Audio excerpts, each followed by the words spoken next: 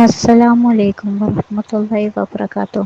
ഭർത്താവിൻ്റെ മനസ്സിൽ ഭാര്യയ്ക്കെതിരെ വന്നിട്ടുള്ള അവഗണന, നീരസം, സ്നേഹക്കുറവ്, ഭർത്താവിൻ്റെ അമിതകോപം, ഭാര്യയുമായി അകൽച്ച, ഭർത്താവിൻ്റെ തണുത്ത സ്വഭാവം എല്ലാം മാറി തൻ്റെ ഭർത്താവ് വീണ്ടും സ്നേഹപൂർവ്വം പെരുമാറാൻ, ഭർത്താവിൻ്റെ മനസ്സിൽ ഭാര്യയോടുള്ള സ്നേഹവും കരുണയും സന്തോഷവും ഉണ്ടാകാൻ ഒരമൽ പറയാം ഇൻഷാ അല്ലാഹ്. ഇശാഉ നിസ്കാരശേഷം 11 കറുത്ത കുരുമുളക് എടുക്കുക.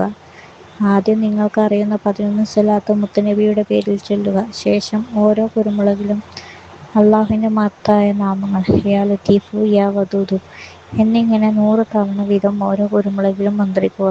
ഓരോ കുരുമുളകിലും 100 വീതം മന്ത്രിക്കുമ്പോൾ 11 കുരുമുളകിലും 1100 തവണ ആകൂട്ടോ. ഒന്നും കൂടി വ്യക്തമാക്കി പറഞ്ഞാൽ, ഒരു കുരുമുളക് എടുക്കുക, 100 തവണ ഓതുക, മന്ത്രിക്കുക. രണ്ടാമത്തെ കുരുമുളക് എടുക്കുക, 100 തവണ ഓതുക, മന്ത്രിക്കുക.